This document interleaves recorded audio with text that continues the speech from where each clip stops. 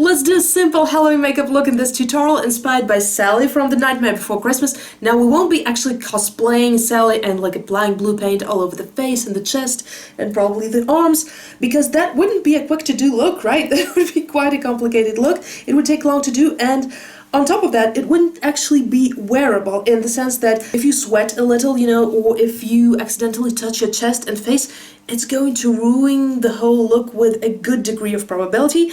And what we are going to do will be actually wearing to a Halloween party you might attend, and you can dance in it, you can eat and drink in it, and I'm sure that everything will be fine unless you actually rub your face. So let's go into it. Let's start with the eyes and with the step that usually gets left out, that is applying the eye primer. I apply a tiny quantity of the eye primer onto my clean finger, that's important, and then I rub it in between the fingers slightly and apply it to my eyelid like that in thin layer. And after I do that, I will let it set for about 60 seconds. And since I have some amount left on my fingertips, I will go and wash my hands again.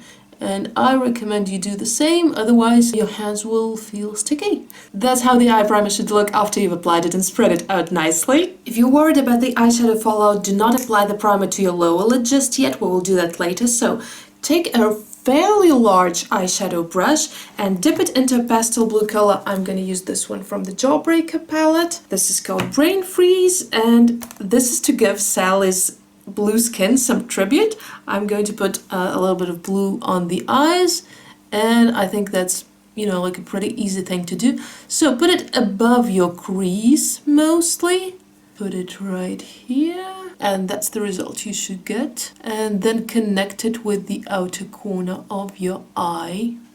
This is approximately how it should look. Then wipe the brush off a paper tissue and take the same brush and blend the upper border slightly outwards. Repeat the same thing on the second eye right away to keep track of the symmetry. Now I want to add a little bit of an even lighter blue in the blend and just add it right above this blue right here. A tiny amount of it, just to diffuse the border. Now I will use a pastel blue shade from here. Honestly, you can just go with the same shade. I just want to add a little bit more variety, but that is definitely not mandatory, and I'm going to put it in the inner corner. Then let's take a brighter blue color and apply it on the empty space right here to give the eye a little bit of dimension so that it's not just one monochrome color. Once again, guys, if you don't have a ton of blue eyeshadows, you can actually just apply one color all over and blend it really well. If you have a slightly darker blue color like this one, use a brush of this type, which is kind of like a cone shape, or use a flat brush if you don't have that type.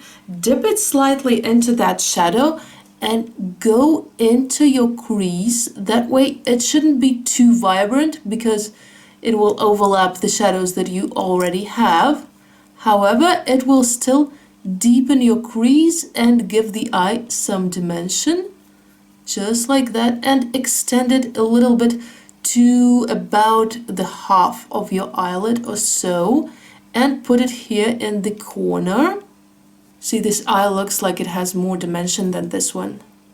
Repeat it on the other eye. Now take a flat brush and with the same bright blue eyeshadow, go slightly over your lash line. So this will be kind of like an eyeliner, but it will be, kind of an invisible eyeliner. So it will look very diffused, but it will just accentuate your lash line just a tiny bit without actually looking like an eyeliner. And you can go all the way to the inner corner, or you can stop somewhere in the middle. We're not going for a full eyeliner look that you will typically see me doing, because that's not what Sally's eyes are about. Her eyes are very wide open, so we'll leave it as that. And here is the black mascara, because Sally's lashes were black, as you recall. The cool thing about Sally's look is even if your lashes stick together a little bit, you will look even more like Sally, so that won't ruin your look. On the contrary, it might contribute to it. Just be careful, not to get that mascara over your eyeshadow, because that will be hard to hide with a blue eyeshadow. with a light blue eyeshadow. Before the next step, remove the fallout and apply your foundation and concealer. If you don't need any of those, then just don't do anything. Let's go to the next step. I applied some powder foundation and a bit of concealer, and now we're going to do the under eyes. And for that, once again, let's use a primer. Remember, I said that first of all, you need to apply it just to your upper lid if you're afraid of fallout. It's just, I have almost finished my primer. Use a cotton bud, or I think people call it a Q-tip. Why a Q-tip? Can somebody tell me? I was wondering about that. So put a small amount of primer on your cotton bud and put it under the eye, just like that, you know, just the small space under the eye. It's quite hard to talk doing this. Definitely don't recommend unless you're filming a tutorial. Once the primer has set for about 60 seconds, use the pastel blue eyeshadow again and the flat brush, or the eyeshadow that we used first. And, you know, just maybe even knock off the excess because you don't want fallout at this point. And just apply it little by little to the lower lid. We are going to make it nice and light because once again Sally has wide open eyes, so I don't feel like putting anything dark under my eyes. Something lighter to make my eyes wider will definitely do. And since her eyes are like unnaturally wide, even if you have naturally wide eyes, you might still want to widen them a little bit more. After you have it applied, wipe the same brush off a tissue and just, you know, go one more time with already an almost clean brush on the lower border of this eyeshadow. And this way you are kind of blending it into the skin. That's it for the eyes. That was pretty quick. Now we're going to do some highlighting part, and we are of course going to apply the blue highlighter. Now I have this old Alchemist palette and I'm taking the blue sapphire highlighter on my brush and just putting it on the place where I typically highlight. I don't think this is really a necessary step, but if you do have a blue highlighter or like a light blue shimmery eyeshadow, I think you can use it to give, you know, that slightly bluer aspect to your look and to be a little bit more like Sally without actually having to paint your face, you know. As for the lips, first of all, let's use the lip base as usual because it really makes the lipstick stay on longer and be smoother. So the Sally figurines and all that stuff usually have red lips, and she's typically portrayed with a bright red lip color. However, in the movie, depending on the lighting, actually her lips can look more red or they can look more magenta pink, and I think I'm gonna stick with a magenta pink color.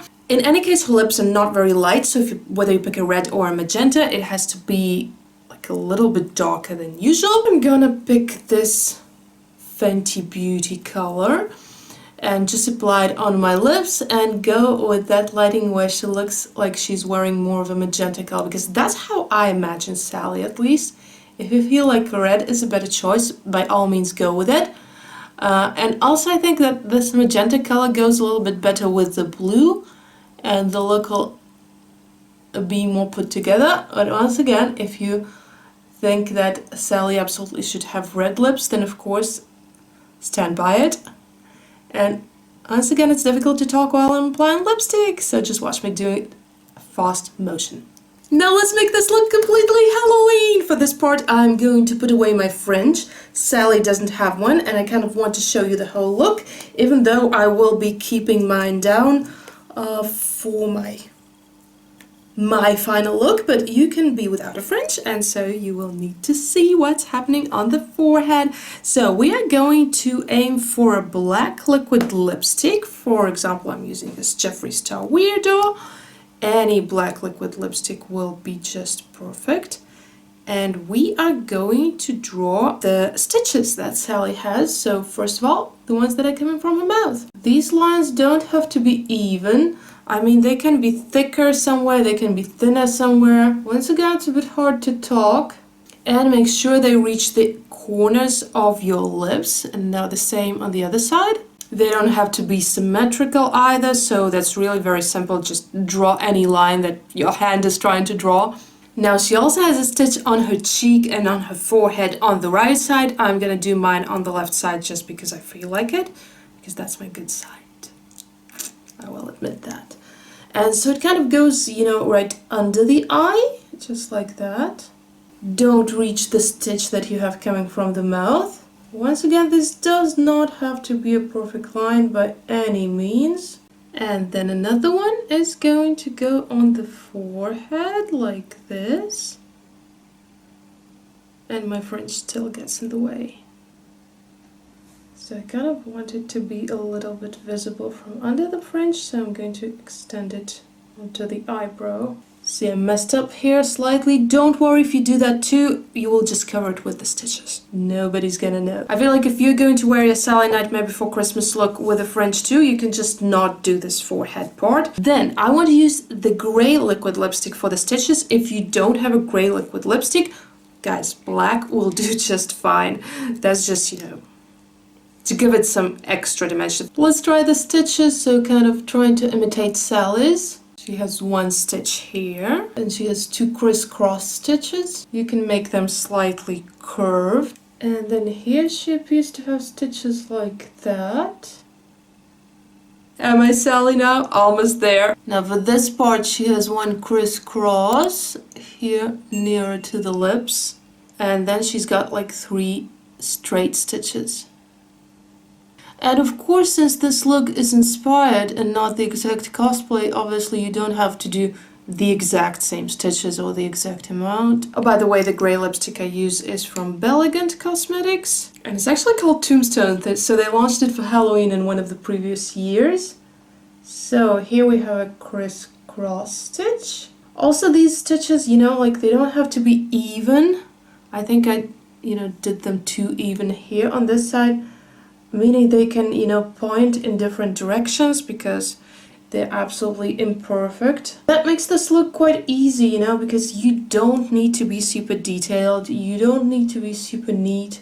If you do some stitch in another direction, that's totally fine. Fitting the look. Add some more stitches to the forehead. But before you run to that Halloween party, there's one more thing that needs to be done to make your makeup last, and that is using a big fluffy brush and a translucent powder. Now I know that many people will tell you use translucent powder with a sponge, and that might actually be more effective in some cases, but in our case we don't want to ruin the design, so we want to touch it the softest way possible, and that would be using a brush like this, knocking off the excess of the powder and just tapping it very carefully. Touch it as lightly as possible so that the powder stays and that you don't smudge the design.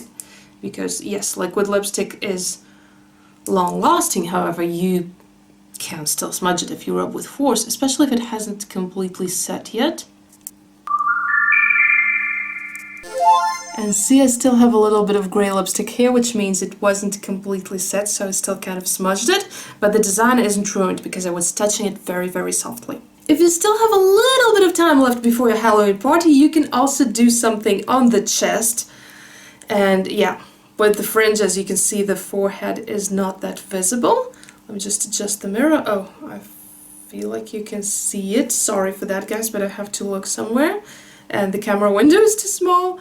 So Sally had this stitch like across her chest. And she also had this stitch over here.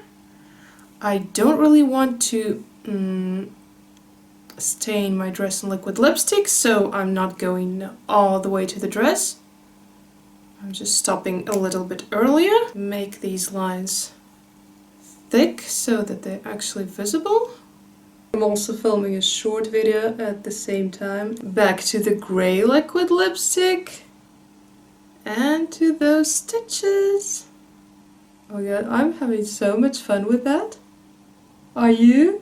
I've wanted to do a Sally look from Nightmare Before Christmas like forever, but somehow never got to that, and I honestly also want to do a Sally lip art, and I don't know if I will get to it this Halloween. I hope I do. And yeah, also filming on my phone some videos for the shorts, because as you might know, I'm also doing a ton of shorts on this channel. And Sally's look is really perfectly imperfect, so as I have mentioned before, you may not be very good at drawing lines, you might not have a very steady hand, you might not be very good at symmetry, And that's totally fine because her look, it can be anything. And you don't have to repeat the stitches, obviously, that she has, because everybody will look at you and will understand that you're Sally before... Sally before Christmas!